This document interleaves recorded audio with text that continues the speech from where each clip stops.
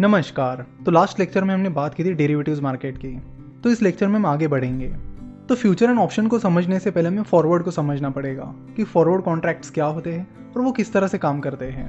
हम forward, futures और options इन सभी को एग्जाम्पल्स की मदद से समझने वाले हैं ताकि आप सभी को ये सारी चीज़ें बड़ी आसानी से समझ में आए। तो शुरुआत करते हैं ऐसे ही एग्जाम्पल के साथ। मान लीजिए कि आपको 10 ग्राम गोल्ड खरीदना है और गोल्ड खरीदने से पहले आप थोड़ा गोल्ड का एनालिसिस करने लगते हो कि फिलहाल मार्केट में गोल्ड के रेट्स कैसे चल रहे हैं और क्या ये सही समय है गोल्ड खरीदने का। और ये सारी इंक्वायरी करने के लिए आप एक ज्वेलर के पास चले जाते हो। उस ज्वेलर से आप गोल्ड के बारे में बात करते हो कि फ्यूचर में गोल्ड के रेट्स क्या हो सकते हैं। तो बातों बातों में ही वो ज्वेलर आपसे पूछ लेता है कि आपको गोल्ड कब खरीदना है। तो आप बताते हो कि मुझे 2 महीने बाद गोल्ड खरीदना है। साथ ही आप उस ज्वेलर को यह भी बताते हो कि मुझे ये डर है कि 2 महीने बाद कहीं गोल्ड के रेट्स और ना बढ़ जाए। तो बेसिकली आपको ये लगता है कि पिछले कुछ टाइम में गोल्ड के रेट्स काफ़ी बढ़े हैं और इसीलिए आपको ये डर है कि इन 2 महीनों में गोल्ड के रेट ज़्यादा ही ना बढ़ जाए। आपकी ये बातें सुनकर वो ज्वेलर सोचने लगता है क्योंकि उस ज्वेलर को मन ही मन में ऐसा लगता है कि गोल्ड के रेट्स आने वाले टाइम में गिर सकते हैं। तो यहाँ पर आपको लगता है कि गोल्ड के रेट्स ऊपर जा सकते हैं, वही उस ज्वेलर को लगता है कि गोल्ड के रेट्स नीचे जा सकते हैं। और इसी बात पर अपनी अपनी रिस्क लिमिट करने के लिए वो ज्वेलर आपसे पूछता है कि क्या आप हमारे साथ एक फॉरवर्ड कॉन्ट्रैक्ट करोगे। और फॉरवर्ड कॉन्ट्रैक्ट की आपको जानकारी नहीं होती है, इसलिए आप उस ज्वेलर से पूछते हो कि फॉरवर्ड कॉन्ट्रैक्ट क्या होता है। जिसके बाद वो ज्वेलर आपको बताता है कि फॉरवर्ड कॉन्ट्रैक्ट एक ऐसा कॉन्ट्रैक्ट होता है जिसमें हम फ्यूचर डेट के ट्रांजैक्शन के लिए करार करते हैं। जिस पर वो ज्वेलर आपको समझाता है कि देखो, आपको लगता है कि गोल्ड की प्राइसेस बढ़ जाएगी, वही मुझे लगता है कि गोल्ड की प्राइसेस कम हो जाएगी।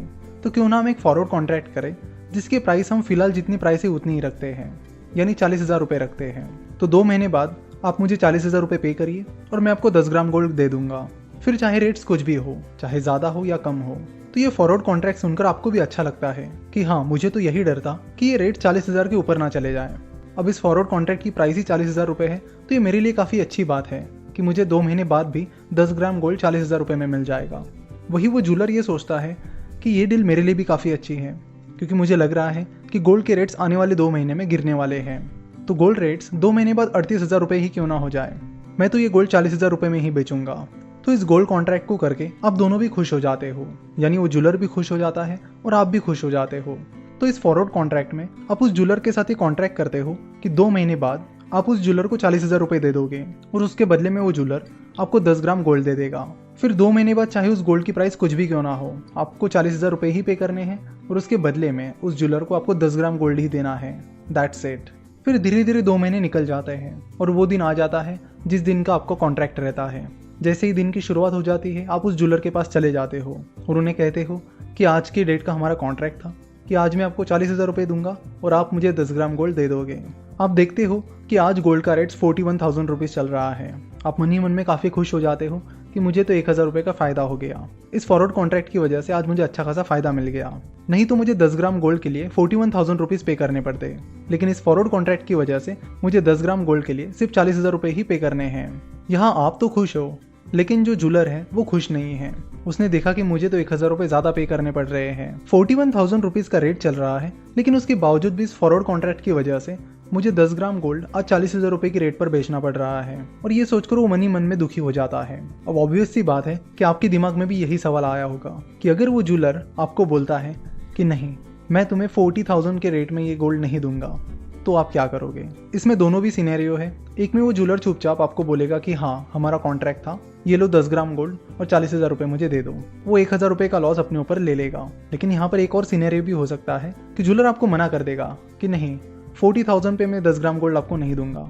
हमारा कॉन्ट्रैक्ट था तो वो कॉन्ट्रैक्ट था, लेकिन मैं उसे नहीं मानता। यानी वो ज्वेलर ऐसे टाइम पर पलट भी सकता है क्योंकि उसे लॉस हो रहा है। तो अगर ऐसी केस में वो ज्वेलर आपको कॉन्ट्रैक्ट पूरा करने से मना कर देता है और आपको 40,000 रुपये पर 10 ग्राम गोल्ड देने से मना कर देता है, तो आपके सामने तो कुछ बेसिक ऑप्शंस यही है कि पहले तो उस ज्वेलर को समझाओ कि देखो, हमने ये कॉन्ट्रैक्ट किया था और इस कॉन्ट्रैक्ट के तहत तुम्हें मुझे 40,000 रुपये में 10 ग्राम गोल्ड देना होगा। कॉन्ट्रैक्ट के टाइम तुमने हाँ बोला था, मैंने हाँ बोला था और इसी के चलते हमने ये कॉन्ट्रैक्ट किया था। लेकिन इतना सब कुछ समझाने के बावजूद भी अगर वो ज्वेलर नहीं मानता है, तो फिर आप बोलोगे कि चलो मैं पुलिस कंप्लेंट फाइल करता हूँ। तो अगर पुलिस कंप्लेंट आप फाइल करते हो तो उसके लिए आपको दिखाना होगा कि आपने जो कॉन्ट्रैक्ट किया है वो लीगल कॉन्ट्रैक्ट था या नहीं।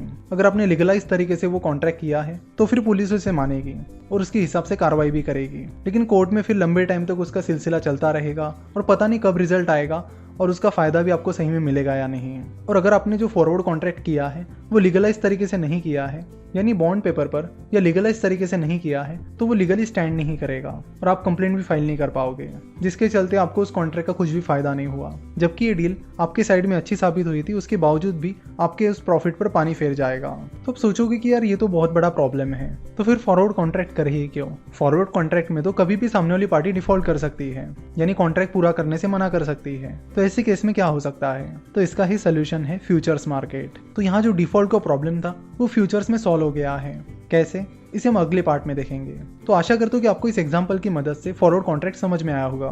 तो बेसिकली आपको बता दूं कि फॉरवर्ड कॉन्ट्रैक्ट का मतलब यही होता है तो किसी भविष्य के डेट पर आपके और किसी और के बीच किया गया कॉन्ट्रैक्ट। यहाँ पर आपके बीच कोई रेगुलेटर नहीं होता। जैसे कि आप शेयर मार्केट में शेयर्स में इन्वेस्ट करते हो तो आपके बीच एक रेगुलेटर होता है, स्टॉक एक्सचेंजेस होते हैं।